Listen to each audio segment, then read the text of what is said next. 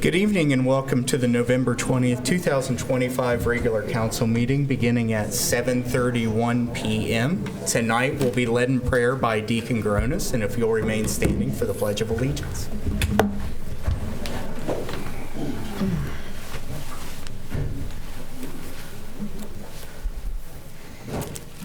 You need a gavel. Let's bow our heads and pray for God's blessing. Lord God, King of heaven and earth, direct our minds and bodies as we enter this winter season. We beg you to make all those in authority, national, state, and local, holy and pleasing in your eyes.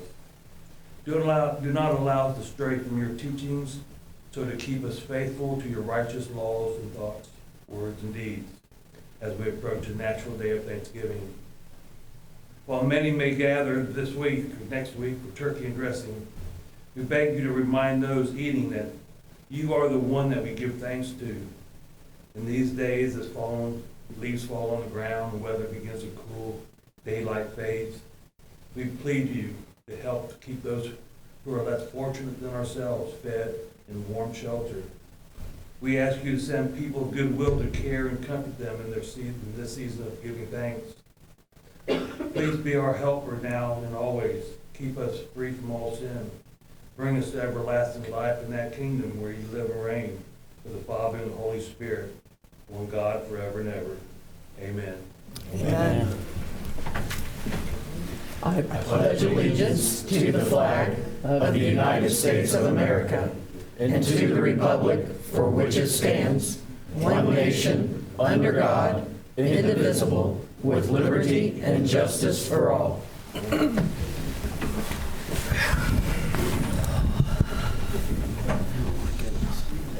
Roll call, please. Mayor Perry? Here. Vice Mayor Woodry? Here. Mr. Croucher? Here. Ms. Montgomery? Here. Mr. Nichols? Here. Ms. Combs? Here. Mr. Perry? Here. All right, and we're to presentations. The first one is a police swearing in.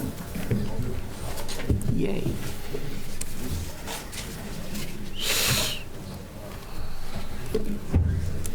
Chief. Sir. Got a couple remarks prior to swearing in, if you don't mind, Mayor? Absolutely. I won't take up. Let's let everybody get inside that wants to get inside. Come on. Okay. All right. Everybody that needs a chair. Hello, everyone. Quickly, as some of you know, I've been gone for 3 months for training. It's nice to be back.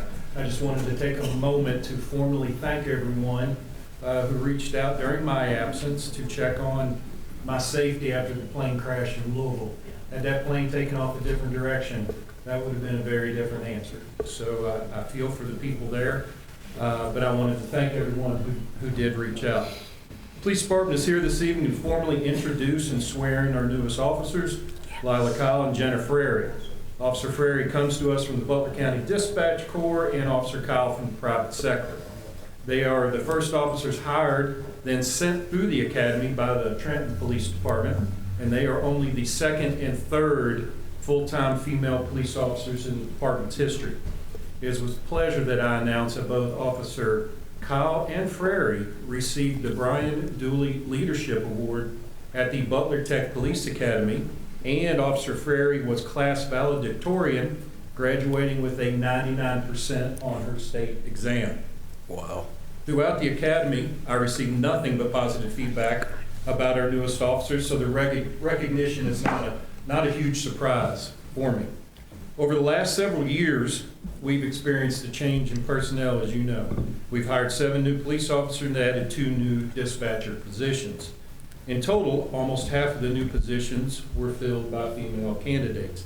That is not, and I will repeat, not, to say we hired someone for any reason other than they were the most qualified candidate. Specifically, Kyle and Frary were selected by a panel I wasn't even a part of. The panel picked 2 that so far have performed very well. Officers Kyle and Frary represent the final 2 to fill our complement of officers, and we are pleased to have them. I don't want anyone to think that we lack capability, however. with our transition to new employees. All that have been hired are capable and competent, as evidenced by their work product and the compliments that I have received. As we stand here today, we are a better department by having these new people in our employ. With that, I will ask Officers Kyle and Frary to step up for their formal swearing-in. Yes.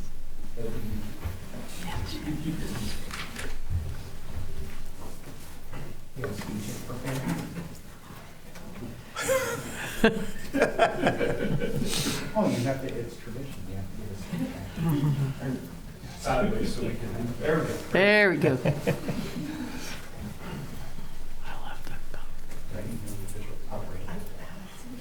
Raise your right hand.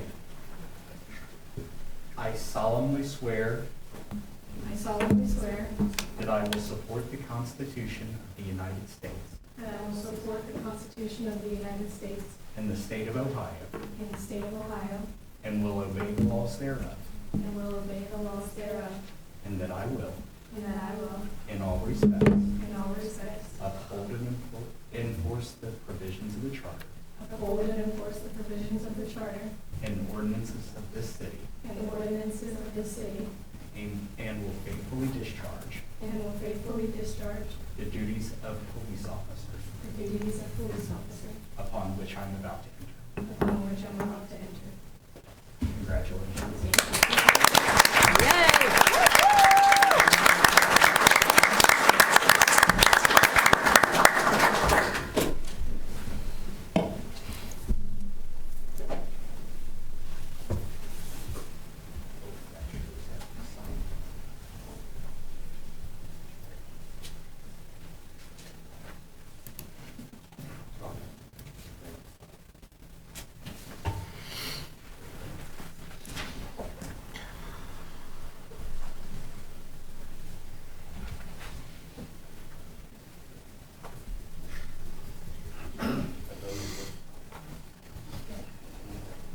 Congratulations and welcome. Thank you.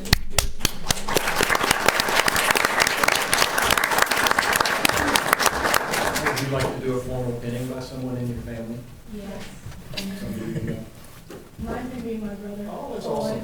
Well, come on up, let's do a formal pinning for their badges, and then we can move on and let the meeting proceed. Come on up.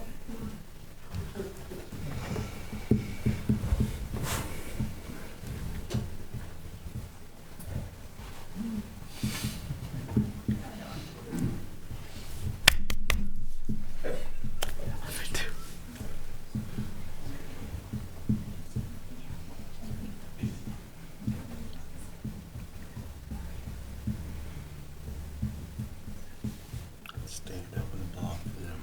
I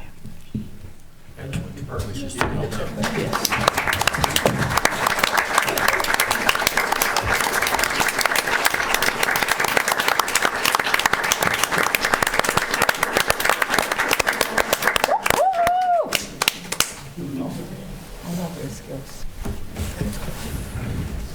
I was able to be a part of that. Wow. Thank you. Thank you. And I believe the Butler County Veterans Memorial wasn't able to make it tonight. Am I correct with that? I don't see him here. Okay. Wasn't able to make it tonight. I knew that was a possibility, so we will talk about that later, and we'll move on to minutes of the meetings. Number 1 are the minutes of the November 6, 2025 council work session. Number 2 are the minutes of the November 6, 2025 regular council meeting. Would anyone like to amend the minutes as presented to us? Seeing none, I'll entertain a motion we approve. So moved. Second. Mr. Croucher and Mrs. Montgomery, roll call, please. Mr. Croucher? Yay. Ms. Montgomery? Yay. Mayor Perry? Yay. Vice Mayor Woodry? Yay. Mr. Nichols? Yay. Ms. Combs? Yay. Mr. Perry? Yay. And we don't have any correspondence, so we'll go on to audience of public. If you wish to address council, please come to the podium, state your name and address. I do ask that since we're in the formal council meeting now, we keep it a little more formal than what we do with the work session. I thank you in advance.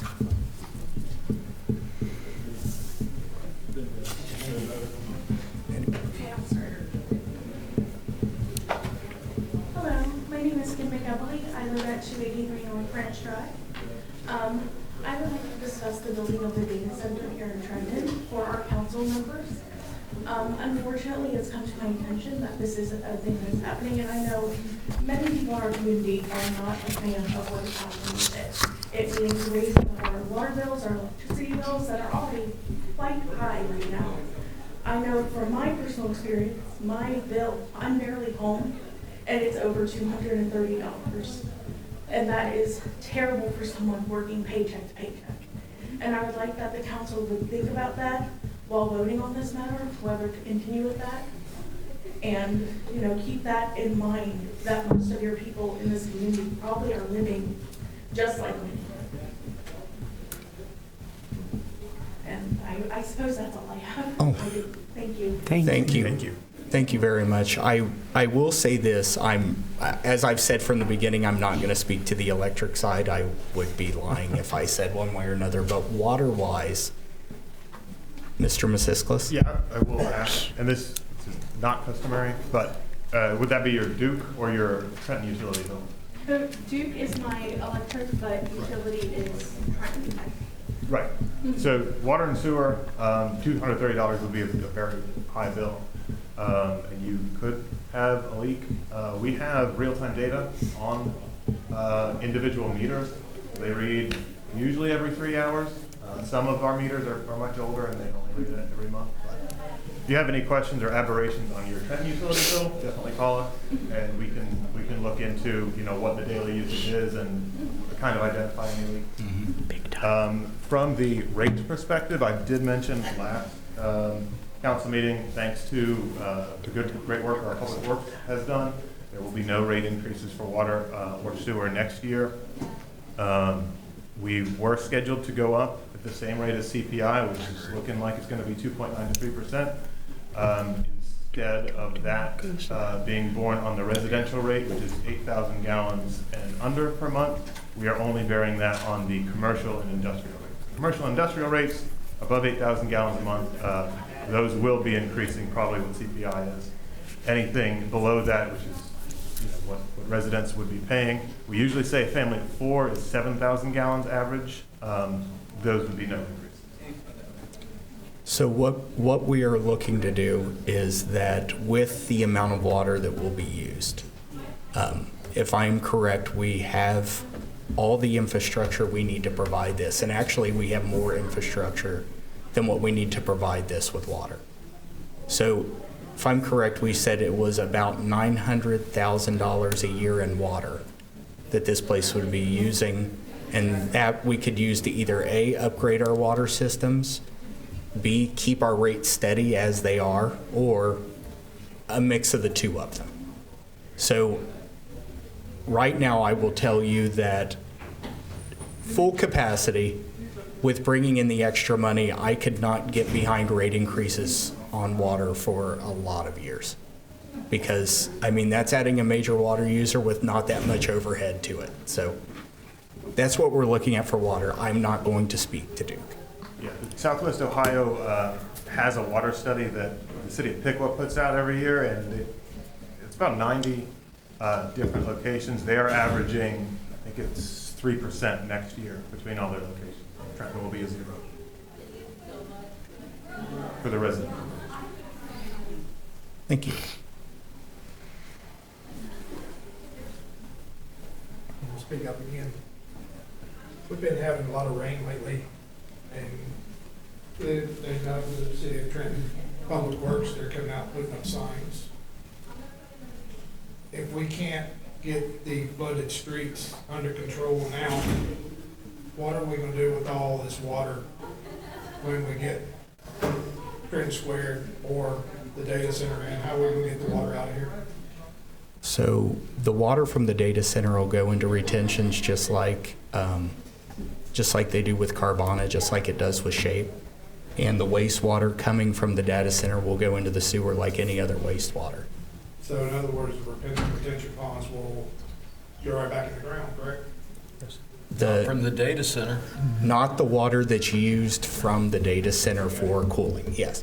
That has to, since it's within the city limits, it has to use city water. Right. It has to use city sewage. All right, now on the traffic situation, downtown today was miserable. Getting back by mine and your house is getting miserable again. I talked with a lady last night that lives down by the church just past Miller. She had to sit down at that red light for an exuberant amount of time trying to get through there in the morning at 6:15. With all the construction, and growth is good sometimes. Some part of the growth, as you know, we are opposed, but y'all done a good job on a lot, so I Thank give you. you kudos on some things. But like up here, and you all know some things I'm against, and so are others, but that's for us to work through on different days. How can we control the traffic now to verify that we're gonna be able to control it in the long run? I know we're putting the third lane through town, but how can we mitigate First Street? How can we mitigate by the school to make those areas safer? And that's, you and I have discussed this before, but ever since that discussion, it's picking back up, it's ramping back up. How we can fix it? Can we, Mr. Nichols, can we continue to look at, number one, timing the lights downtown? Because that is a little, that's ridiculous how the Yes. lights are downtown. Yeah. And number two, look at our truck routes. Because we've been looking at that and how trucks get through Trenton. And if there's a way that we can take them around Trenton or make it so that our truck routes aren't conducive to them getting to their destination as quick as they want, I think that would be great. And you're right. I sit on the porch and on South First Street and I listen to trucks all the time. And that's been a truck It's route gotten since. terrible last week. Yeah. And Yes. the thing that worries me, especially as this construction starts happening, everybody watches videos here, there, whatever. We know that. These construction areas are gonna eventually cause accidents, whether it's this side of the tracks, whether it's our side of the tracks. We've got the school. How can we make it safer for even the school? What can we do to make that residential area safer? What can we do to make it safer going through town? I saw a photo the other day was sent to me of a ambulance sitting up here on the other side of the track, stopped with red lights on, waiting for a train. What can we do? I mean, seriously, this is something big to me because Right. I've been on the rescue squad, I've been on the fire department. How can we make those guys more efficient? How can we make it more safer? What can we do? We know underpasses don't work. I know that because we'll flood. We've talked about the overpasses we can't do because we don't have enough land. How can we fix the traffic through town with everything that we're trying to do here? Now, with the ambulance, I will say that's kind of the catch-22 about bringing businesses in and not bringing businesses in. If you don't bring businesses in to the city, then you're going to have to increase the tax burden on your citizens to provide extra services like the second fire and life squad. So that's, to be honest with you, that's our catch-22. As you said, we would love to have, now that we have five people on each shift, split them up somehow so that we have fire and rescue on both sides of the tracks. Yeah, but I've been in situations, and your firefighters and rescue squads can tell you too. I've been on calls where there's been multiple calls, and 5 people isn't enough sometimes. Because if I've got a crash here, I've got a fire over here, and I've got a heart attack over here, and y'all seen the reports, y'all know that it happens here. Right. This is a problem, and we're putting Trenton Square and we're putting a data center in, it's gonna become more of a problem. 5 people isn't enough. And we've kicked around going full-time fire for a lot.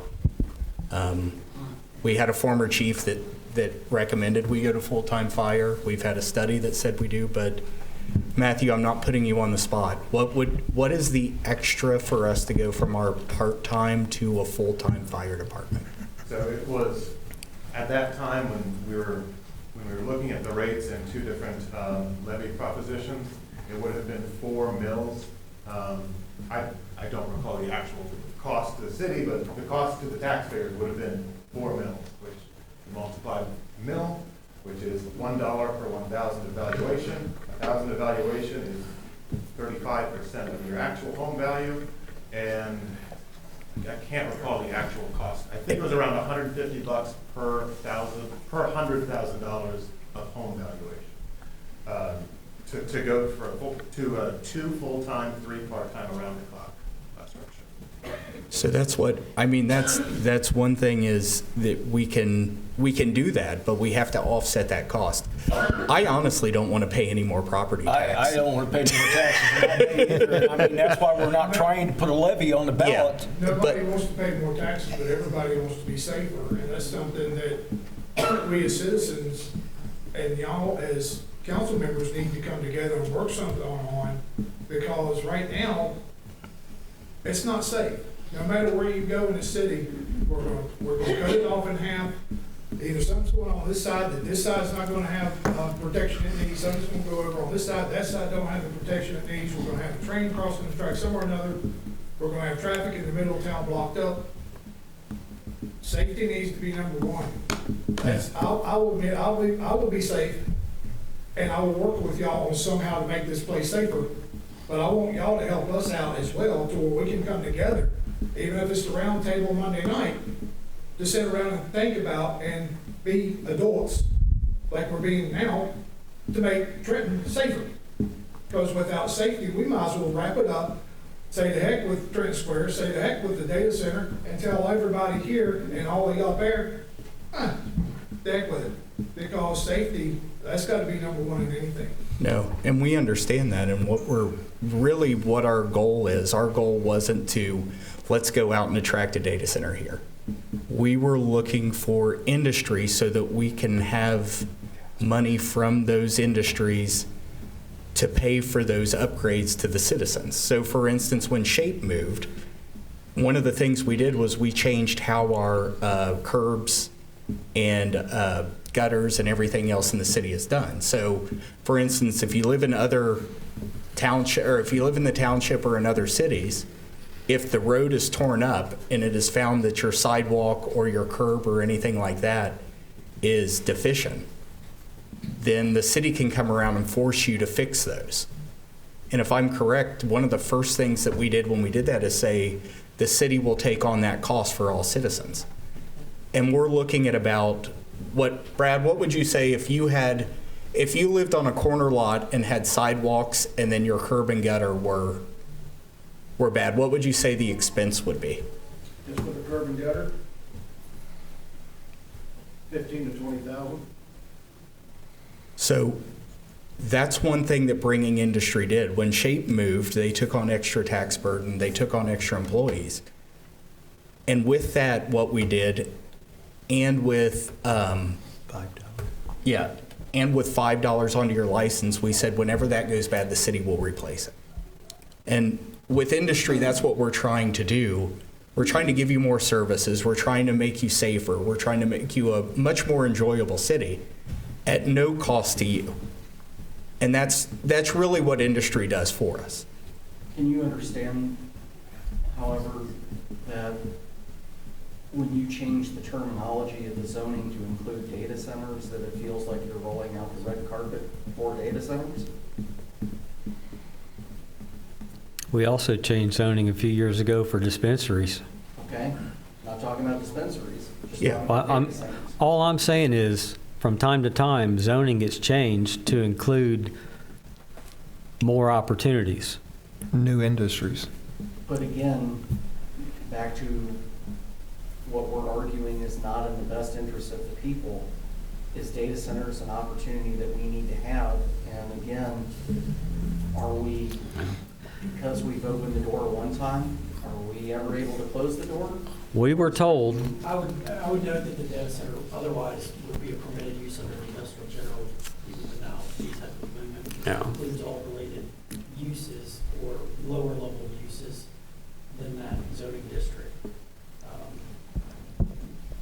Thank you, Stas. I would also note, we discussed at the last meeting that the legislation regarding a potential or the classification of industrial technology, IT district, no property is zoned in that, though there is contemplated restrictions in there for similar types of uses for high-end manufacturing or data, which includes increased setbacks from the property, additional buffers, things that were otherwise not that are not available in our general industrial code. And Mr. Ziffel, a few years ago, when we were discussing this dispensaries, you did advise council that there would be legal repercussions if we singled out a certain industry and told them they couldn't come into town. Yeah, that's correct. There are restrictions in the Ohio law relative to spot zoning in the sense of a specific use. So with that being said, on that stuff, at the round table, and I can be corrected, I know people were here that watched it, there were people here that listened to it, y'all were here, a couple of you. It was talked about like a dog food facility, several of those different things coming in. Why couldn't those come in? So how this works is that over a certain amount of time, businesses will just come in and say, would you be open to selling your land to us? It would be like, honestly, it's like selling a house. You get a lot of people that come into your house and they check your house and everything else, and 9 out of 10 of them you'll never see again. That was one. One was a very heavy metal manufacturing. One was a firm out of another country that wanted to do large-scale recycling. One wanted to grow vegetables, was it, like a vertical farm? Oh, no, absolutely, and they dropped off. I would have loved to have sold to them. But you got to personally. remember, Trenton is not the sole site that they're looking at. They're looking at 4 or 5 locations, and they're pitting these locations against each other. Yeah. And that's So reasonable. you mentioned dog food manufacturer. Because that was mentioned at a round table, They- that's what I was asking. They evidently chose somebody else. And that, to piggyback on that, that's why we moved so fast on SHAPE. Because SHAPE was looking at 4 or 5 other sites. Yeah, they were gonna leave town. Yes. Shape Yes. actually had ground in Grand Haven, Michigan at their headquarters. They didn't have to buy any property to build that. They could have taken this production, all the equipment out of this production facility and put it on trucks and took it to Grand Haven, Michigan, and all the jobs would have went with them. That's why we moved so quickly to keep them here in town and retain those positions. And I don't think anybody disputes that on that particular part. Nobody's disputing that. So I think that one is, everybody says, okay, we understand. We did. But there's a lot with the other issue that a lot of people don't understand. There's a lot of questions. And with me, I've mentioned it up here many times before, we got to think safety before we think progressive.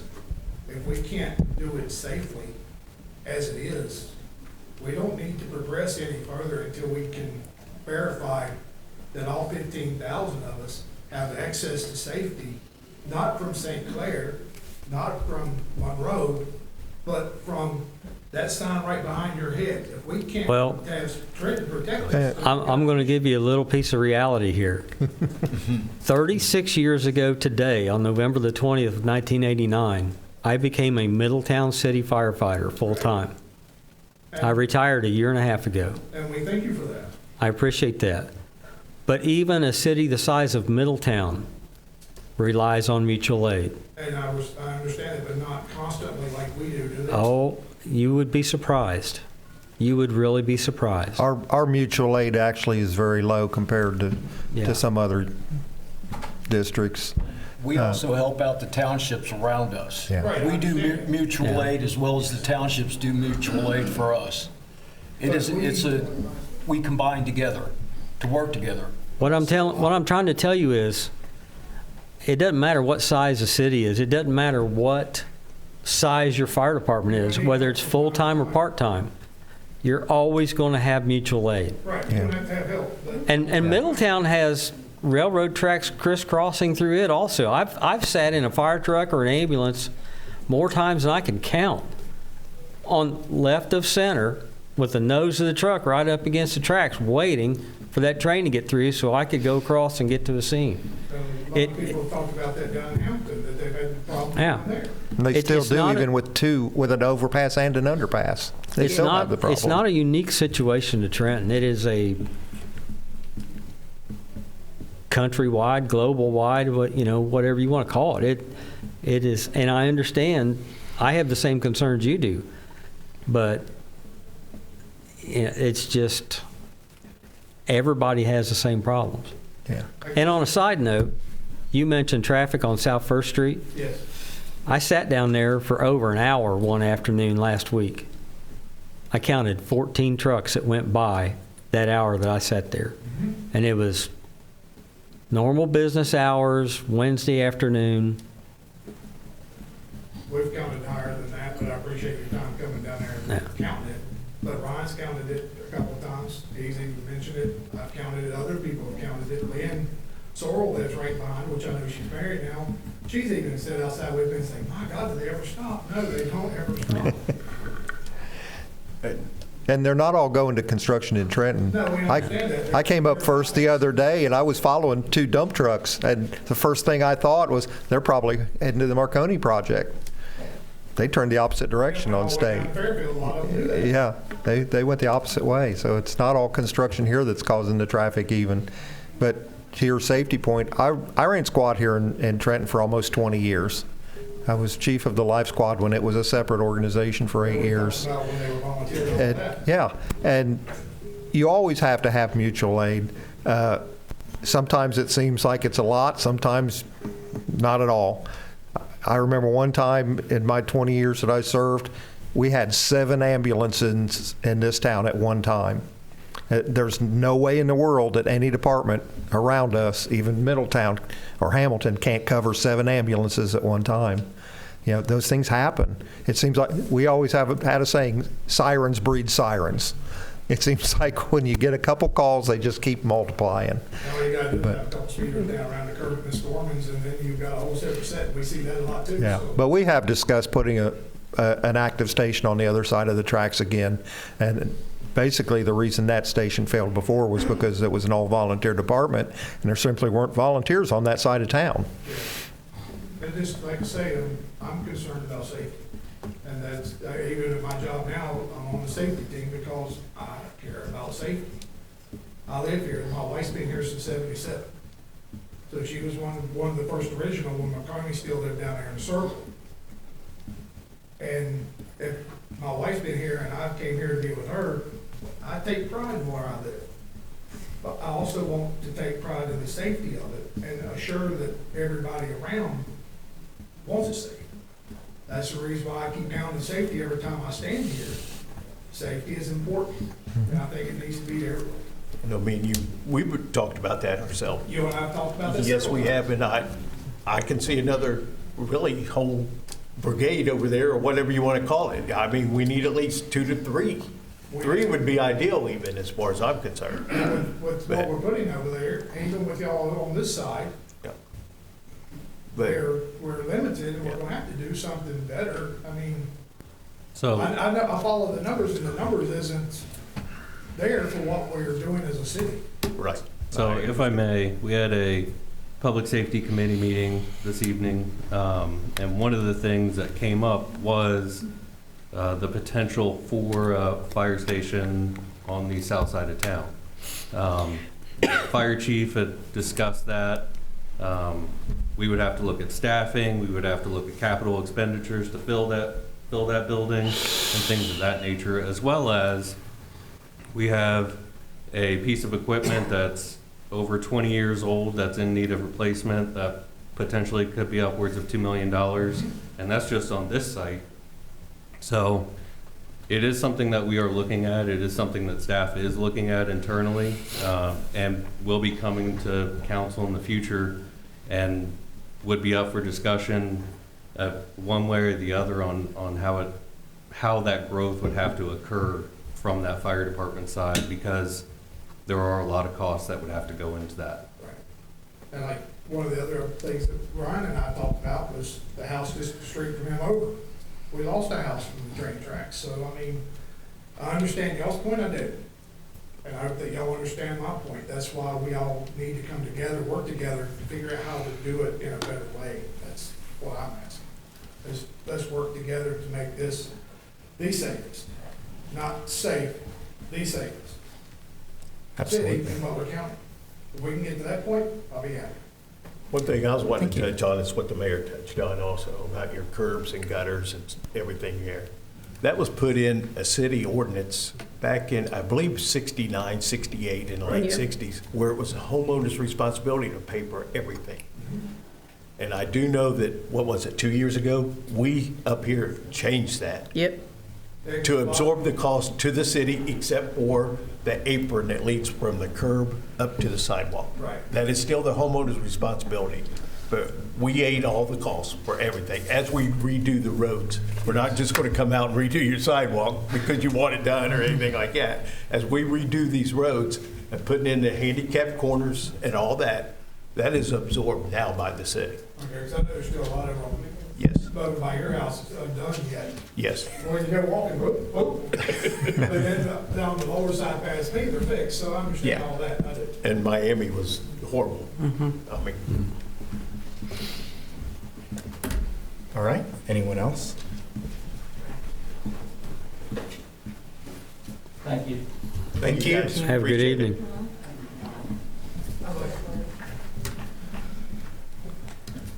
Hi, I'm Lila Neal. I'm 23 years old. I live off of 309 Cypress Avenue. And I'm just here to voice some of my concerns about the database center being built and how it can affect the water and energy usage in the small town, including the importance of health and safety. You guys kind of went over the majority of my questions, so I appreciate your guys' time for being up here. And I've been shown nothing but kindness in this town. And it's been great, because I grew up in Hamilton, and not the safest of places in Hamilton, as everybody in Butler County knows. But just feeling safe in a community is just really important to me. And I'm just really hoping I can find some kindness and patience. So once I found out about the database center being built, to be fair, I wasn't informed on what a database center was. I brushed it off my shoulder. Then I did some digging. I did my research without AI. I know I'm 23. I did go to a library. I picked up some books on water usage, energy, electric, and I could go on about the facts and show you the cited resources that I found, but I'm not going to do that because you guys heard this a million times in previous council meetings, so I'm sure you guys are pretty worn out of hearing about it. My most concerning questions are the environmental impact, and my most pressing concern is our water and energy resources. How will the database center minimize its environmental footprint, including energy consumption, waste, water usage, to preserve the community's natural beauty and resources? So with the water, we went over that the city of Trenton, as of now, has the capacity to provide the water with the extra homes, and there's still capacity left, I do believe. Am I right with that, Mr. Baker? Yes, sir. They have to use city water, Okay. and they also have to use the sewage system. So their water will be treated no different than any water that comes out of your house. It's going to go to Butler County, Gotcha. and then Butler County is going to treat it like they would any other wastewater. In future reference, are you going to get more information energy-wise, like electrical-wise, that we're in the community are aware of? Yes. Okay. Economic benefits, how will the database center contribute to the local economy, providing jobs, opportunities that align with the community's values of economic stability and growth?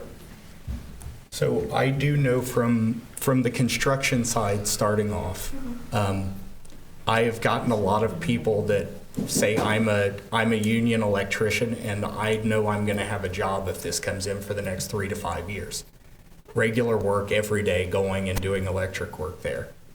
I know that's just the construction jobs. Those will go away eventually. But that is one thing that I was talking earlier about going to the Moose, and it was a lot of people were very excited because they know they're going to get the contract, or they're bidding for a contract, and the union halls are going to pick up those jobs. And then on top of that, they will have 150 employees at most. But when we talk about and get further into discussions, we'll talk about how many they have to have as we talked about with Carvana earlier, how many full-time employees they have to have. Water usage, it'll be $900,000 a year worth of water usage that will go and help pay for our water treatment plants, everything else. Then the sewage on top of that, Matthew, I forget the exact number. Oh, please. Spare us. Trust me, you guys. Watch the previous slides. He's like, no. That slideshow, if you want to watch this 2 weeks ago council meeting, I don't recall. Yeah.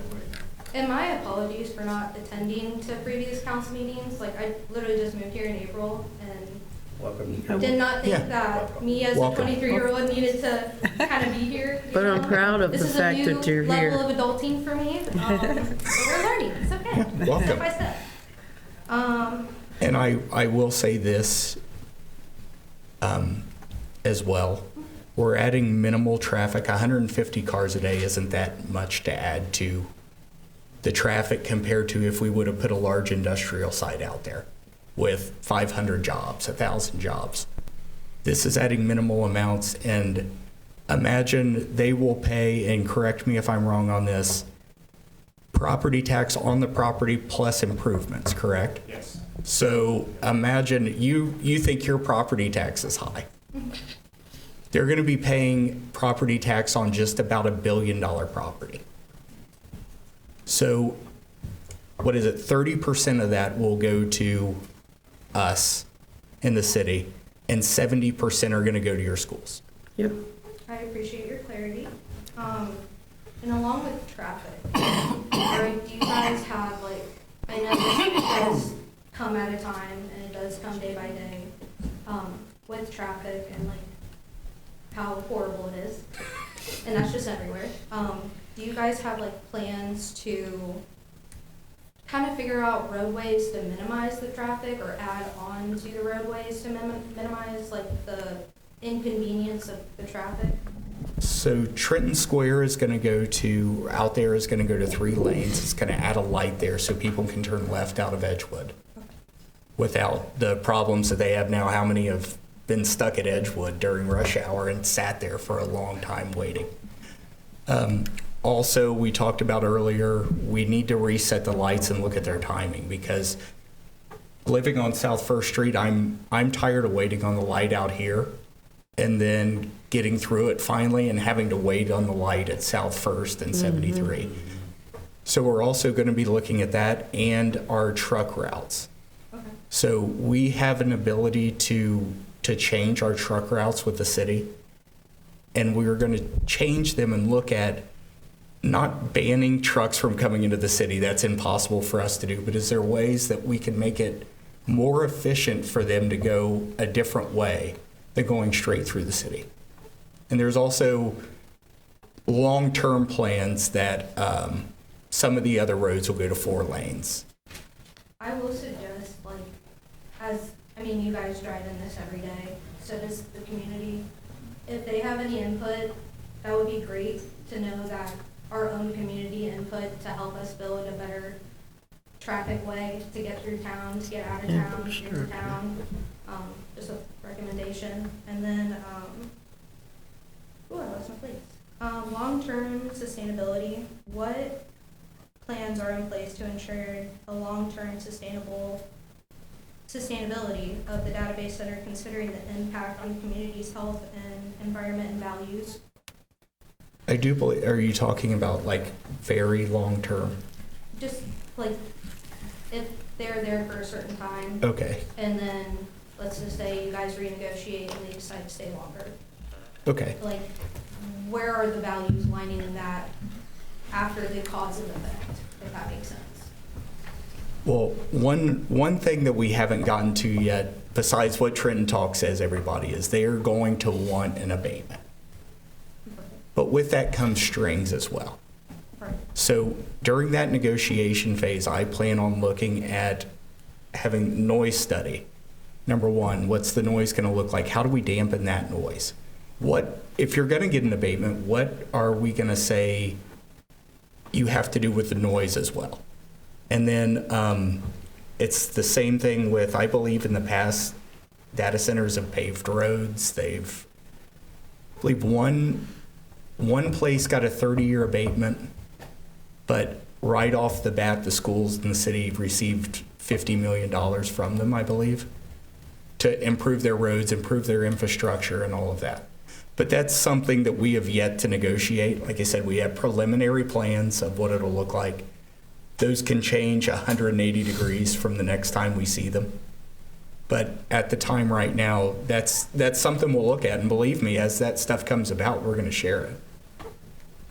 Thank you. And then when that is being discussed, are you going to publicly make the community aware of what's being discussed and what's being negotiated?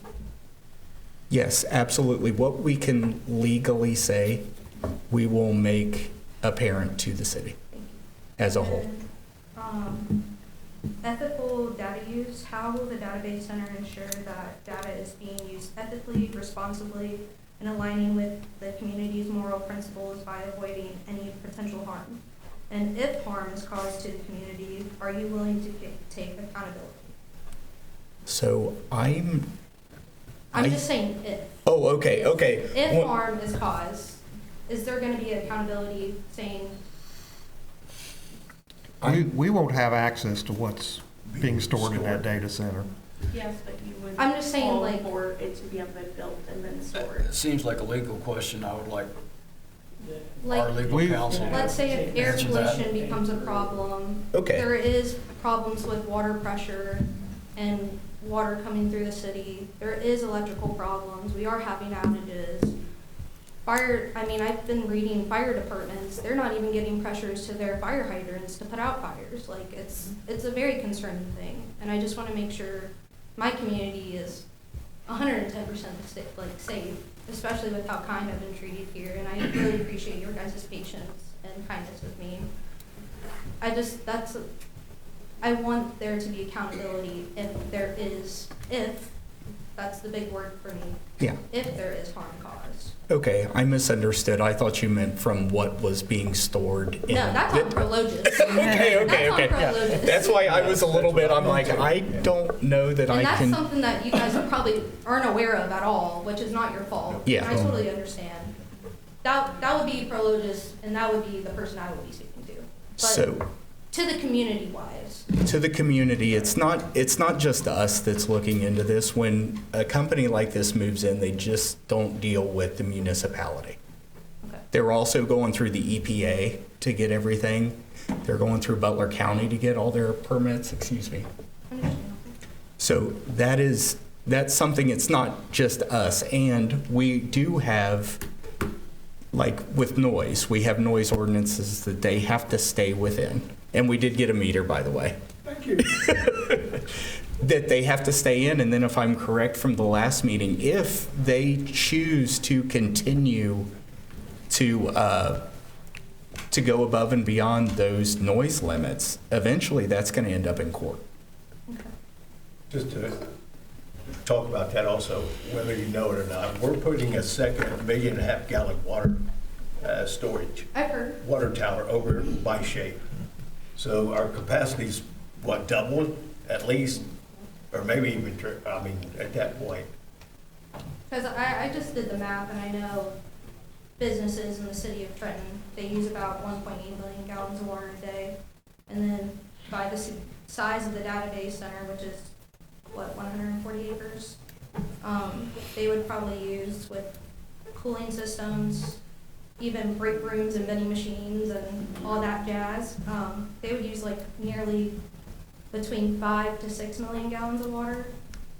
And that's just rough math.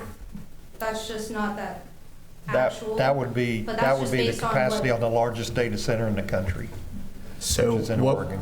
what we're looking at is, Brad, you will have these numbers concretely. How much water do we produce as a city right now? How much can we produce? How much do we produce in On a day? average. On average. 1.1 million a day. Okay. And what is our capacity as we set? 3 million. And the data center, if I am correct, said they were going to use 550,000 gallons a day. So, I was just using that Yeah. math based No, on no, no. previous data centers being built. yes, that is, each database center is different than Yeah. privileges. Our understanding of peak demand was 1.8, Okay. but. Would that be peak demand? Peak Like, demand 1.8. okay, So we are within the capacity. okay. And to concretely follow up on that, we would enter into a water service agreement, much like we have with Carvana, that outlines the amount of water that we would provide. What would happen if Prolo just broke that water service agreement? They have a curb cut just like everyone. Okay. Yeah, and with the water, we covered this last time, but it is something that a lot of people are worried about.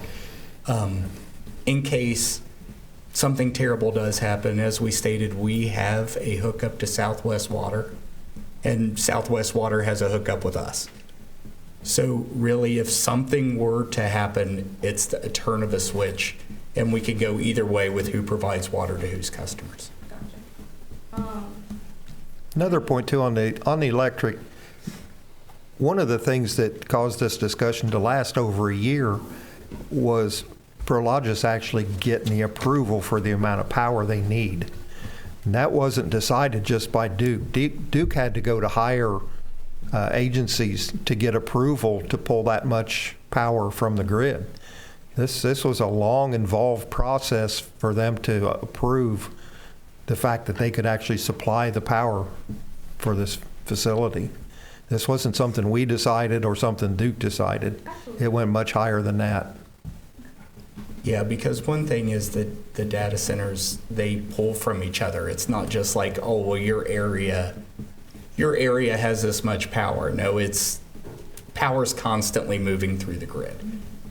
So that's one thing with like upgrades is it's kind of, we're adding a customer to the power, and I'm not even gonna, like I said, speak for Duke, but when you get to a power upgrade, whether it's Duke here, whether it's Duke in Columbus, they're gonna pass the costs on. Or they could have been just like Miller over there. Miller, if they want to, can produce more power than what they use. They got 2 turbines over there they can turn on at any time. They can produce their own. And we would have nothing to say about that, or just like Miller pulls the water straight out of the ground. We have nothing to say that. That has to go through Ohio Department of Natural Resources. How long would that process take to go through the Ohio Department of Natural Resources? That I have no idea. Okay. Lastly, I am a Trenton Talk girl, if I may say.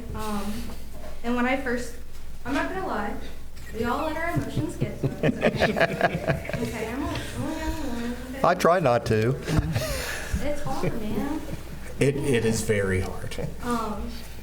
And it wasn't my most maturest moment, and that was before I informed myself, if I may say, and really understood the facts and what's actually happening in real time. Instead, I was just watching interviews of these people just blatantly suffering. And it's rough because I've been in those shoes before. I've had no water come to the house once, and it's rough. Nobody wants to live like that. So I was a little passionate about my little Trenton Talk post, and a comment stuck out to me. A man said, "You have no idea what you're talking about. Your voice is a void. You don't even live in Trenton." At the time, my Facebook did say I live in Fairfield because that's where I'm from. And I did go to Fairfield High School. But I also lie on my Facebook because I don't want people to know where I live, so it's weird. And I did some research on the man, and I was really surprised on who made that comment. Jennifer was your husband, and I'm not the proudest to live in a community where a council member who represents the community and represents our voice telling me that my voice is a void. And I really want to ask you, is my voice a void? Is everybody in this room voices a void? Hang on a second. What her husband may have commented on wasn't her words, okay? I understand, My but- wife got on there as well, and I told her, I don't get on there, you don't get on there and Yeah. comment, okay? And that's personal between me and my Absolutely. wife, okay? So please don't pick on Mrs. I'm Combs not. because I'm of what just her asking husband may a have simple said. question, I mean, it caused problems between me and my wife in our marriage. You guys represent. I understand that, and that's what I I told my wife represent, as well. but my husband does not.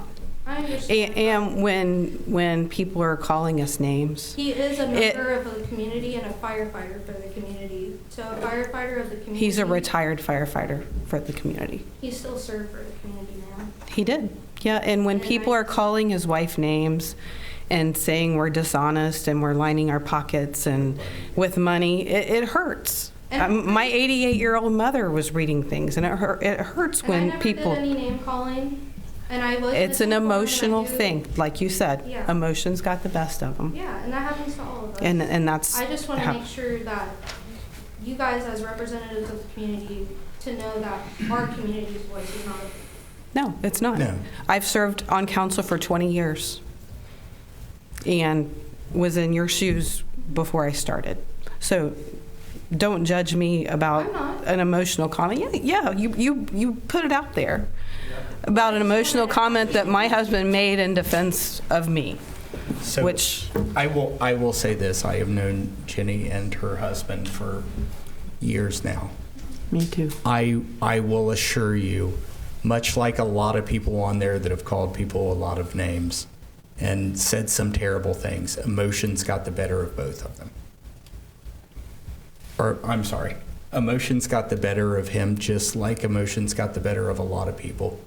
I mean, I've had my wife say that people are sending me things of Trenton Talk that they say, oh, well, if you see Ryan out and about, I'm not going to tell you to punch him in the face, but just punch him in the face. And that's Or, dishonest. no, and that's, but, you know, the thing is that that's what happens when emotions get high. And I'm sure, and some of those same people have said, I'm sorry that I said that. I was emotional. And can I just say this? My husband that served on the fire department for 29 years would have risked his life for you. I understand. I have So- family members that would have risked their life for you, Yeah. and I totally understand. I So just, his emotions got the best of him, and he probably shouldn't have said anything. But that doesn't mean that he's a bad person or that your voice is void. To be honest, I read quite a bit of Trent Talk. I don't put anything out there. I think I'm bigger than that. I'll be honest with you. I don't need to stoop to that level. But the second thing, I know there's people, for a fact, that don't even live in Trenton that's putting stuff on and I Trent do Talk. see that. I A do see million that. I know People a are lot out more to than the council A meetings million are people not in the city of I've 15,000. seen that too. Yeah, which is, Which I Whoever understand the could admins of be that pages need to be Yeah. corrected. a headache, but I posted that, I put on Facebook, I live in Fairfield, just for, I want people to know I'm local, just not that local. been in this town for almost 67 years. You think I'm out of 2 houses, and I own one on that side, and I'm going to move 2 grandkids into there, teenagers. Congratulations. And I'm thinking, okay, you think I'm going to put my grandkids in any harm's way? No way. Is it going to be uncomfortable? I don't know. None of us in this room knows what it's going to be, what's done, but we can only do things to prevent. Just like you mentioned the AI and everything coming there. Amazon actually was putting out a lot of noise. They actually extended their stacks on their coolers. And the people around them said it's well below the normal noise that they were putting out. That's why I said there's things that we can't control as a city. If they move outside the city, we can't control it. A guy was in here the last meeting talking about the 2 Duke plants that's down there in Woodsdale. When they kick on, he lives in Hamilton, or I guess it was Fairfield Township, complaining about when they kick on. We have no control. Those are actually Duke, Kentucky. And they're not designed to run 24/7 like he thought because of more power and everything. And another thing I brought up last time, up in the Ohio House, right now, there's 3 bills they're looking at. It was always against solar, and I haven't heard, no one mentioned solar. It's always about solar, we're against it, we're against it. There's 3 bills right now they're looking at to bring solar farms into the communities. So there is things happening even at the state level that we can't control down here. And that's what people's got to understand on some of that stuff.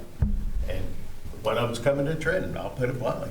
A solar farm's coming to Trenton. Which I understand. I just want to make sure that there's heart behind this project. And And just that's like all it- I want, and that's all I Well, the ask. land that it's coming to, I'll be honest, they've owned it since 70s, I think it is, probably. Yeah. They've owned it quite a while. Yeah, they've owned it since the 70s. And it was Cincinnati Gas and Electric, and then it went to Centergy and everything else. I would also note that the property that we were for the proposed, to be proposed data center, was not within city limits just 2-3 years ago. So otherwise, there would have been zero control over that parcel. And as the mayor talked about, the land that is behind the couple's house that was right there. We have fought teeth and toenails to keep some of that stuff out of there. I will tell you that. Well, I As a city, appreciate we've changed zoning, we've done everything to keep them out. We've changed zoning up at Magnolia down here, Shade, but it was Magnolia, just to keep certain people out. May I ask, who's writing? Nick. Oh, Nick? He's our city You attorney. said Yes. 2 to 3 years ago, a data space center was proposed. What? That's or- not correct. No. The property on which the data center is proposed was not within city limits. Gotcha. Okay, I yeah. misheard. 4 years ago. I I was gonna misheard say, what you wow, said. I missed that one. Before the city's annexation, where Magnolia now is within city limits, that property would have not been within city limits. None of that would have been under the city's control in terms of zoning. or Gotcha. anything. Okay, I misheard you. My bad. Oh, no Well, problem. I appreciate your guys' time and patience and kindness, and I just really hope you put this project with heart and just concern for the community and all these beautiful people that are standing behind me and sitting, and who also have heart for the community as well. And I'm not saying you guys don't, I really do appreciate your time.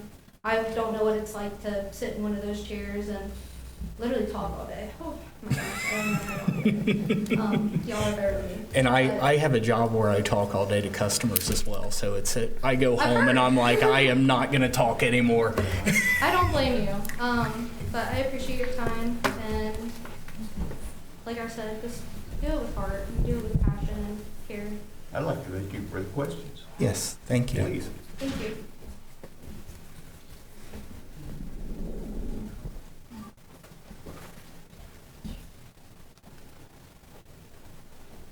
Hi, Angie Markham, again, 600 South First Street. Thank you for letting me speak again. If I understood what you were saying earlier correctly, you quoted some numbers about the $900,000 that the water would cost, the $550,000 capacity. That tells me there's been at least some level of study or research done on this. How do we as community members get access to what you guys are looking at with that? So that at the time that was discussed, that was executive session that happened in back before any of it was public because they wanted to know if we were sustainable to provide that. So that's what happened. What comes in is before, like we signed a purchase agreement and then it was like, well, how much water, how much this, how much that, to see if it's even a fit. Because a purchase agreement is just that if everything works out, then we'll purchase it. I understand that, and I appreciate that. I just was gonna say, now that that is public information, Yes. how can we get access to the numbers, the calculations, the data that you guys are seeing and basing that decision off of? So based on that purchase agreement and the total number of acres, and looking at similar facilities in the state of Ohio, there was a pretty comprehensive presentation I put together last council meeting. We posted it on the city Facebook page. It was at the 7:30 meeting, so you can see it on city Facebook or city YouTube. So based on that 141 acres, we kind of put down the buildings that we would normally see in central Ohio. 30 to 50 full-time jobs per building, 200,000 square foot apiece, with their estimated water demand would be, that's 200,000 gallons per day per building. I went into this pretty in-depth at the last time. So if you want to check, it was at the first part, right at the beginning of the 7:30 meeting, and you can see all that. And that provides links to the data that you're actually looking at? Well, I did find the actual property tax bills in. I think, can I clarify? There's no concrete, these are just discussions and rough estimates. At the time, if there was, as this project moves forward, there's certain hearings, meetings, agreements that would be entered by council that would go, once that data solidified, that would become part of the record. Okay. That information, as far as I know, there's no specifics. These are general discussions and rough estimates based on our understanding of comparable data centers. Yeah, That's true. At the very end of that, I did include phone numbers of the economic development departments of other cities in Ohio that have had these and similar data centers. So Hilliard, New Albany, Marysville, Union County, they would have more concrete data because they already have these facilities. So, yeah. And just one more follow-up question. As we get to that point where we start looking at those sorts of things and we are actually doing studies here about how it would look in Trenton if it were to come to fruition, how much of that is going to be accessible by people and how much of that is legally done behind a closed door? I think. All of that's an open record. Yeah. That's part of the planning commission process. Yeah, at this point, we're done. We're done with the closed doors as far as that goes. You have to do it that way when you start, just because of they don't want the competition from someone else. But now that it's in the open, there's not really any other need, is there? Is there a timeline on when that might start? I believe they are intending December or January planning commission. So one thing that you can do is go to our website, click e-notify, and put in your email and/or phone number. And when a council meeting agenda and/or planning commission agenda is uploaded to the website, you would get an email and/or text message saying, hey, this is coming up. And it would tell you the date, time, and everything on it. And we pretty much have our packets, which has all the information in there. Thank you very much. As of right now, the Planning Commission meeting is scheduled for December 8th. That could be postponed to January if staff hasn't gotten through all their preliminary checks on all the information, make sure everything's been submitted that needs to be in that packet. Sometimes those have to get put off. What time would that be? 7 p.m. Thank you. Thank you.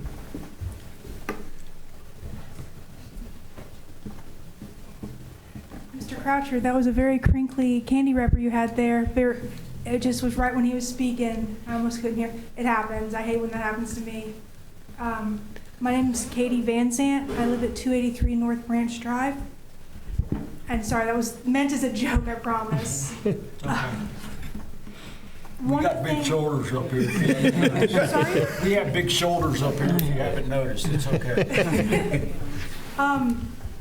I was just wondering, essentially, one of the concerns regarding the data center that I had was the issue of devaluing the local properties because due to things such as noise pollution, concerns with the ecological impact of the data center, there's a concern that could devalue the homes. Has that been factored in at all where people might not be able to retain the value of the places that they live?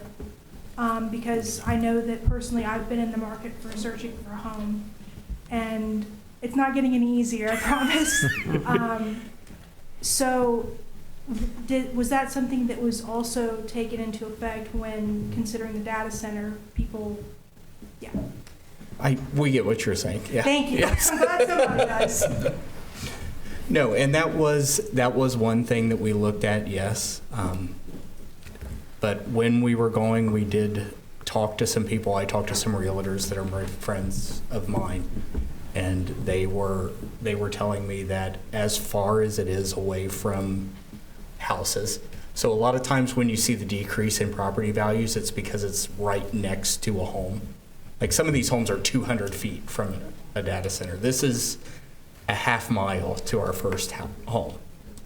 And it's between, it's that way. So if you go out that way and you go past Carvana, and then you go past Shape Court, and then you go to the end of Arnold Brown Drive, that's where it's going to be located. Okay. So it's not like it's going to be in the middle of town. I know there was a rumor that that's where it was going. The Marconi property was where it was going. No, it's going at the end of Arnold Brown, next to behind Shape and behind Carvana and behind the other industrial land that's there. Another concern, you mentioned that there would be about 150 jobs long-term after the construction would be completed. Do you have any idea how many of those would be considered local jobs, like within Trenton permanently or within ideally Trenton, but the surrounding area like Hamilton or Monroe or Middletown?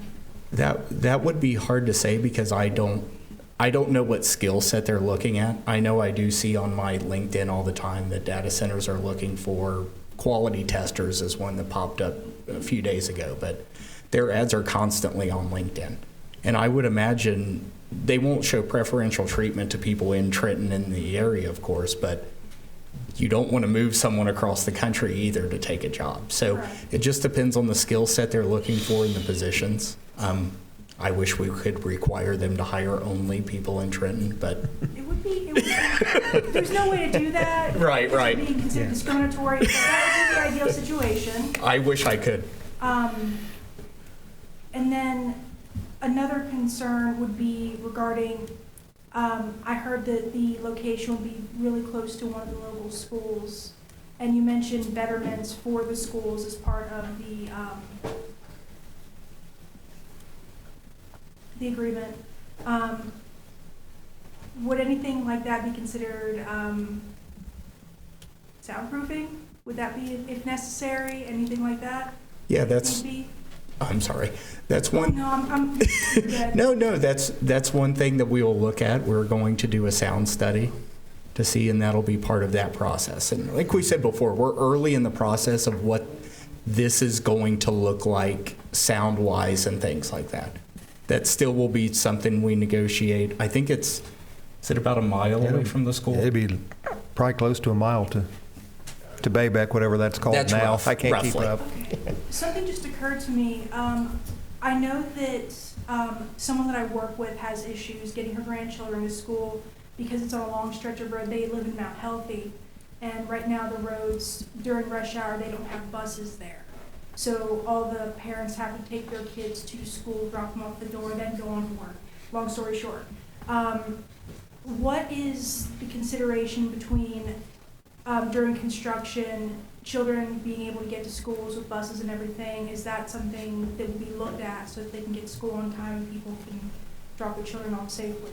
Yeah, we've been in, since this has become public, we have been in contact with the school board on a regular basis and other people within the community. I know my father had a talk with some school officials not too long ago. So yeah, we've been constantly speaking back and forth about that. Thank you. Thank you.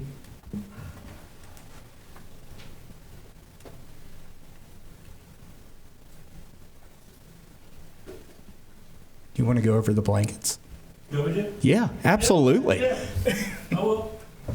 I wasn't going to talk this morning. Oh, I didn't mean to call you out. I would have done it. Since you called me out, I'll talk about something else too. David Ziegler, I live at 209 John Street here in Trenton. For those that don't remember from 2 weeks ago. First of all, I want to thank Matthew. We've emailed back and forth a couple times. Usually when I get a thorn in my side, I don't stop until I get some answers. And I am really bothered by how Butler County is doing the city of Trenton in regards to the renegotiation in regards to Carvana. I have emailed them and got a that's the bullshit. Say what you want. Got a BS sweep the little guy under the rug email back. That's a good one. From I believe she was one of the clerks of the commissioners, and you know she made comment that she thought that progress was being made and that you know leadership in the Cincinnati was pleased with the progress being made and things of that nature. And I just emailed her back to let her know that the voters in the city of Trenton were not happy, and that we felt that the commissioners of Butler County were siding with industry instead of the voters that put them in the seats that they're in, and that we were requesting and anticipating at some point and hoping that they would put it on an agenda before a final decision was made, and allow the public to speak in regards to that. So, Thank you. Blankets. We're still collecting blankets until next Wednesday. I put another feeler out on Trenton Talk today, letting people know I would be here tonight, actually, if they wanted to drop them off or swing by or whatever. So far,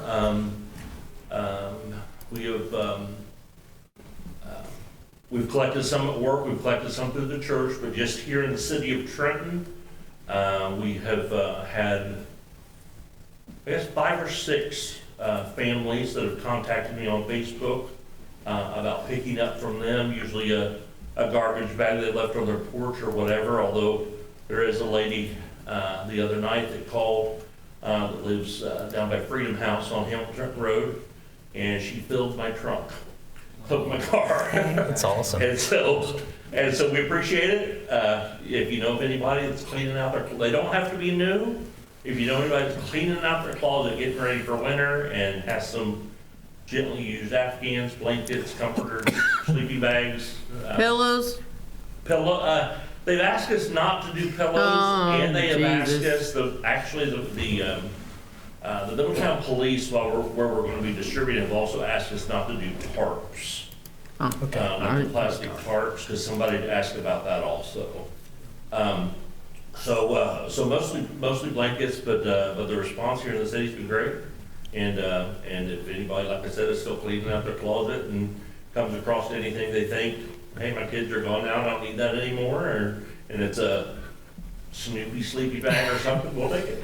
Oh, I wish I would have known you were going to be here because I have some for you. Oh, you do? Okay. Yeah, I do too. But you know where I live, right? Yeah, yeah. Okay. All right. All right, thank you. Thank you. Thanks, guys. I'll get mine to Dale. All right. Seeing no other takers, we'll move on to unfinished business. Move on to unfinished business. We have one item under unfinished business, and I will entertain a motion that we read that item by title only. So moved. Second. Vice Mayor Woodry and Mrs. Montgomery, roll call, please. Vice Mayor Woodry? Yay. Ms. Montgomery? Yay. Mayor Perry? Yay. Mr. Croucher? Yay. Mr. Nichols? Yay. Ms. Combs? Yay. Mr. Perry? Yay. Mr. Ziffel. Thank you, Mayor. Item 1, an ordinance amending Chapter 222 to rename and broaden the use of Fund 890, Employee Termination Benefits Fund. Thank you, Mr. Ziffel. Would anyone like to comment on this, either council, staff, or audience? All right, seeing none, I'll entertain a motion to approve. So moved. Is there, We do need a motion to amend the ordinance first. okay, Yeah, there was an exhibit that was sent over by Mr. and Mrs. Hillis a week and a half ago, and that is an amended exhibit, so that's why there's a motion to amend. okay. The amendment was, I might as well find out what this is about. It's to broaden the use of this fund that usually only offsets costs for retirement of employees for their cash outs. Now that we're doing cash outs on a voluntary basis quarterly, it makes more budgetary sense to have it come out of this fund. The amendment was to also include performance incentives. So if performance incentives were instituted, they would be paid out of this fund and not affect the actual departmental budgets. That's the change. Okay. Thank you. I'll entertain a motion to amend. So moved. Second. Vice Mayor Woodry and Mr. Croucher, roll call, please. Vice Mayor Woodry? Yay. Mr. Croucher? Yay. Mayor Perry? Yay. Ms. Montgomery? Yay. Mr. Nichols? Yay. Ms. Combs? Yay. Mr. Perry? Yay. All right, and motion to approve. So moved. Second. Vice Mayor Woodry and Mrs. Montgomery, roll call, please. Vice Mayor Woodry? Yay. Ms. Montgomery? Yay. Mayor Perry? Yay. Mr. Croucher? Yay. Mr. Nichols? Yay. Ms. Combs? Yay. Mr. Perry? Yay. All right, we have no public hearings, no new business, no legislation, so we'll go on to reports. Mr. Beresford. Thank you, Mayor. Just wanted to congratulate all of our police officers, the newly sworn in police officers, and of course our police officers. Congratulations, Mr. Bailey. Also, I just want to note we are on YouTube at City of Trenton. Make sure to put at City of Trenton. There's a lot of Trentons in the United States, so please do that. Also, City of Trenton, Ohio, that works. Also, I just wanted to note, last Wednesday, I was invited to guest lecture at the University of Cincinnati at their DAP program, and that was a very honorable thing to do. And I just wanted to thank Mr. Masissilis, being an office mate with him, and he inspired me to do that research that I presented on. So, and I wouldn't have been able to do that if it wasn't for council letting me work for the city. And I learned a lot here, and I've applied what I've learned here and applied that to my research in school currently. So I wanted to share that. Thank you, Mr. Beresford. Mr. Ziffel. Thank you, Mayor. Congratulations to our police department, our newly sworn-in officers, Mr. Baker for his appointment, and lastly, I wish everybody a happy Thanksgiving. Thank you, Mr. Ziffel. Mr. Nichols. I would just like to say ditto to everything that Stas and Mr. Ziffel had mentioned. And then I just want to mention something very personal to me. My daughter had a soccer awards banquet this evening, and she received the most improved player on the team. Yay. So awesome. You may or may not know she had an injury about 18 months ago and took some time off. So it's really a blessing. So that's it. All right, thank you. Mr. Masissilis. Mayor, I will echo congratulations on running this one in police officers. And congratulations, Stas, on your presentation. It's been a pleasure having an office mate. Did have some stuff on the agenda earlier. We won't do that tonight, but we'll announce that our digital budget book that is award-winning for the GFO, Government Finance Officers Association, that is posted on our city website. If you want to learn more about how the budget's created, what the priorities in that budget are. So that's on our city website under finance. We also have we're members of the Ohio Open Checkbook. You can see city expenses, everything we paid out. That does, sorry to interrupt, but that includes pretty much every penny brought in and brought out, correct? Yeah. When we set it up, it was a lot of work, linking our accounts to the Open Checkbook, but now it's just every quarter. I zap it out of our accounting software and zap it up into the Open Checkbook, and it's pretty easy. Unfortunately, there's been an update recently, and some of the new details, not the costs are still there, but the details in the most recent upload were like, you can't actually click in for the individual checks. You can still see the cost by fund, but I'm working with them to try and figure out the specifics on that. But yeah, it's a good thing that the auditor of state does. And it is an aspect of our STARS report for open and transparent financial governance. We also have our full audited financials. If anyone wants some light reading of just about this, 2023 was 109 pages, and we just got the draft of 2024 back. It's probably about 15 pages. So those get published also on our city website whenever the auditor of state finishes, their reports. Lastly, I will, every once in a while, like to throw the commissioners or other state, levels of government under the bus a little bit, but I will give some credit to the commissioner. We talked a lot about maintaining Shape Corp in the city limits, and this agreement was not passed when I was here working for the city, but the commissioners did play a big role in maintaining Shape Corp in the city. So they actually did do an enterprise zone agreement to give an abatement on the new Shape Corp facility, and that was probably a big reason for Shape Corp to, instead of move out to Michigan or to another community in Ohio, just to move right down here in Trenton. So the commissioners did work well with them, and they are a very well-performing industry. They have exceeded all of their metrics, and that's kind of a bit of the unfairness. We have one facility that is exceeding their metrics, and another that is not. But, they both get the same benefit. But I will thank the commissioners, for that benefit to the city of Trenton. Potentially, if I were here back then, it would have been a CRA, not an EZA. We would have control over that one too. Things happen. Yeah, I'm glad. I was working with the commissioners. Oh, now we got him. Now it comes out. We got him from that. The picture becomes clearer. Yeah. There we go. So, besides that, have a happy Thanksgiving. Thank you. We'll move on to audience and council. We'll start off with Mr. Perry. Well, I'd just like to say one thing, Mr. and Mrs. Their loss is our gain. Yes, I'll put it bluntly out there. I appreciate Yes. everything you've done since you've been here. Also, Mr. Baker, congratulations. Fill shoes. Hey, I know you've been in that position temporary for quite a while, but congratulations. The other one is the police. There are 2 new police ladies on staff and in the cars, I guess, now being trained. Yeah. Appreciate everything you guys do. Also, Marcos, I know I asked about your daughter quite a few times, and tell her congratulations, really. I heard nothing but good things before and even then, that she was a real deal in soccer. Tell her congratulations. And I guess I need to apologize a little bit because earlier in between the two, I kept bringing up Trenton, but it's really everything that goes to the food bank is not Trenton.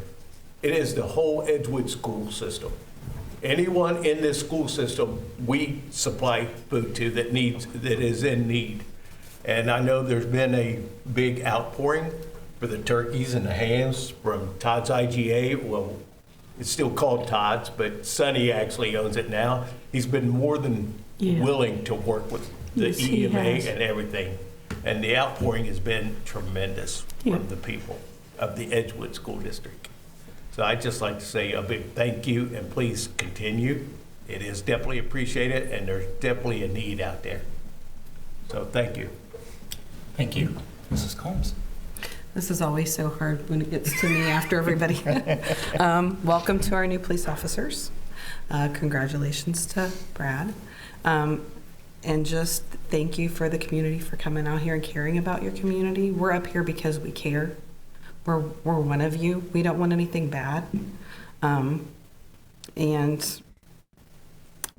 just think it's amazing how this community can come together and donate food and blankets and things like that because they have a big heart. And I think that's all I have. Thank you. Oh, and happy Thanksgiving. Mr. Nichols. I'd also like to congratulate the new police officers and congratulate Brad on his new position as our Public Works Director. Remind everybody of the tree lighting over in Founders Park this Saturday. I think it's been amazing to me. I've only been volunteering down at the food pantry for a few months, but a couple months ago, the shelves down there were pretty bare. And the word kind of went out with the holidays coming up that we were really in a bigger need than normal. And the response has been overwhelming. And normally the pantry's open from 9:30 to 10:30. The other day, we got there at 9:30. We didn't leave until 12:15. There was 8 of us there where there's normally 4. We're just sorting things, checking dates, putting everything up. I mean, things are coming in that good.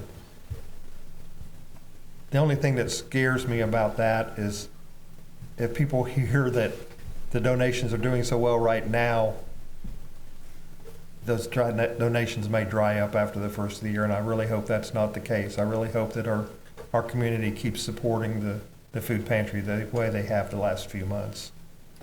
I think that's all I have for this evening. Thank you. Thank you, Mr. Nichols. Mr. Croucher. Thank you, Mayor.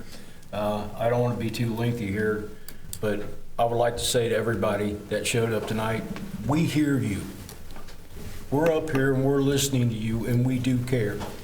And we're taking everything into consideration. Public safety is number 1 with this council, sir. I want you to know that. It is me too, but I'm gonna hold y'all to it because I'm gonna be here every And I'd like to thank the officers in Trenton that were just brought on. I would like to congratulate them. Mr. Baker, congratulations. As well as Chief Carr, congratulations to you too, sir. I'd like to say that. And I'd also like to let everybody know this Saturday, like Mr. Nichols just said, is our Christmas tree lighting. It will be from 6 to 8 over at Founders Park. Join Santa as we light up our town's Christmas tree. Bring your whole family and celebrate the season. The festivities will include a petting zoo, pony rides, goodie bags, hot chocolate, cookies, Christmas carols, and many more holiday magic. And also, don't forget to bring an unwrapped toy for the Toys for Tots box. We are collecting that. And the EMA is also going to have a box out as well for food. So kind of come prepared with your arms full of stuff to give away if you can afford that, and possibly as well. Other than that, Mayor, I'd just like to wish everybody a happy Thanksgiving and be safe. Thank That's you, all I Mr. have, Baker. Chair. Mrs. Montgomery. Well, well, well. I just want to say how glad that I am to see the outpouring of our residents coming to voice their opinions and their concerns. That's what it's about. We don't sit up here because we're doing anything for ourselves. We constantly are doing for our residents. We think residents all the way. I want to congratulate the two young ladies that are now part of our police. I have had the opportunity to be in the interview process. Oh my gosh, that was such an honor for me. And I am on the Public Safety Committee right here. And I, too, take our public safety very, very, very, very serious. And that's an honor for me to be on that. And we are looking at what will be best for our city at all times. All times. I want to congratulate Brad because, tell you what, the day I got the news about the promotion was on Saturday. And I texted him, or I called him. I tried to call him. I was in Gatlinburg. And do you know, he called me. He was in I guess, was it a game that your child was playing or something like that? And the first thing out of his mouth is, Mrs. Montgomery, is there anything wrong? And you know what? It reminds me of who we have in this city. The people that sit up here, these very, very handsome young men over here, Nick and Stalls, my little Marcus, and of course Matthew. We are truly, truly blessed in this city to have the people that we have representing this city. It is not a mistake that all of us are here. It's not. It's a God thing. That's how I believe. Happy Thanksgiving to everybody, and Deacon Larry Grones, I'm telling you, every time he prays, it is a blessing. But finally, 6th annual Christmas decorating contest. Each year, the residents of Trenton decorate their homes to share the joy and the holidays with their community, and I love it. Residents and visitors alike can drive the Light Up Trenton map route and enjoy the scenery. There are contest rules and regulations, awards to be won, and the contest registration, you just email K. Moore at TrentonOhioGovernment.gov, and then you got this little thing down here. You know, what's that called? QR code. The QR code. I'm telling you, be a part of that. It is phenomenal when I drive down my street and I see all that. It's so happy. So, thank you. Thank you. Vice Mayor Woodry. I also would like to congratulate Officers Keel and Frary on their badge pinning tonight and their recent graduation from the Butler Tech Police Academy. Evidently, according to Chief Carr, they did very well, and we are very proud of them. Congratulations to Chief Carr on his recent graduation from the class that he took down in Louisville. You know, I asked a guy one time. I lived there for 3 years. Hold your tongue. Look. I had a guy. I had a guy that always tried to impress his knowledge on me. So one day I asked him, I said, how do you spell the capital, or how do you pronounce the capital of Kentucky? Is it Louisville or Louisville? And he told me Louisville, and I said, I always thought it was Frankfurt. Yes, yes. So, anyway. It is Frankfurt. It's not Louisville. Getting back on track here. I also wanted to thank Lieutenant Rosenfelder. Yes. You know, Chief Carr was out of town for, 90 days attending this class. Unavailable Monday through Friday. But Lieutenant Rosenfelder was the shoestrings that kept everything tied together. Yes, he was. And thank you, Dave. Yes. Appreciate it. So it wouldn't be the meeting before Thanksgiving if I didn't say like normal. I was so excited for this. I was hoping you would say it. Okay, here we go. All right. This is your last one. Yes, last one. Oh, we got Christmas. Oh, we yet. got Christmas. That's right. That's right. We got Christmas yet. So if you're traveling over the river and through the woods to see Grandma for Thanksgiving, number one, give her a big hug for those of us who don't have grandmas anymore, and travel safely. Yes. That's all I have. Thank you. I would like to start off with congratulating our 2 new officers. We've seen a lot of them around the community. They've been at Frank's with the Fuzz. They've interacted regularly at Trenton events. So I'd like to thank them for that, and hopefully that continues. Brad, something came to mind about you when I got the email, was that if you have an intern that does the job for more than 6 months or a year, you don't need a hire, you need a promotion. That's right. Amen. And you absolutely have done a great job. Deserved it. And you deserve it 100%.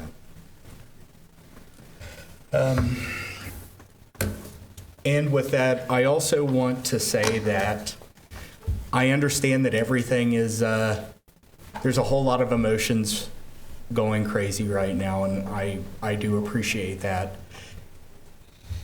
I'm willing, like I said, to be at every round table. I'm willing to take calls. I'm willing to talk to anyone, even if we disagree. But one thing I'm going to ask the community is don't let your involvement stop with this. Mm. To be honest with you, we do movies in the park and we see the same people have snow cone juice on their hands every night. And when we do volunteering, it's the same people over and over and over again. By all means, come here. Get answers. Ask the tough questions. Call us, talk to us, email, whatever you would like to do. But please, too, don't let that limit to how you get involved. We're trying as a city to put on a lot more for the citizens, a lot more for the kids here, and we would love to expand that. But just like Springfest, there was a year where we didn't have enough volunteers to man all of the blow-ups that we had ordered. So we had to scale that down. So please, I beg you, by all means, show up and tell us what you think at a council meeting. Come to one of the round tables and send an email or a phone call. But please come to those events too and help us out. I think it's only fair that we do both. Other than that, I'd just like to thank everybody for being here. You believe it or not, it is nice having people at council meetings. It was getting a little, I won't say scary, but it's a little disheartening sometimes when you come in here for months and months and months and nobody was in the audience. There's no comments on the Facebook page when you look at it.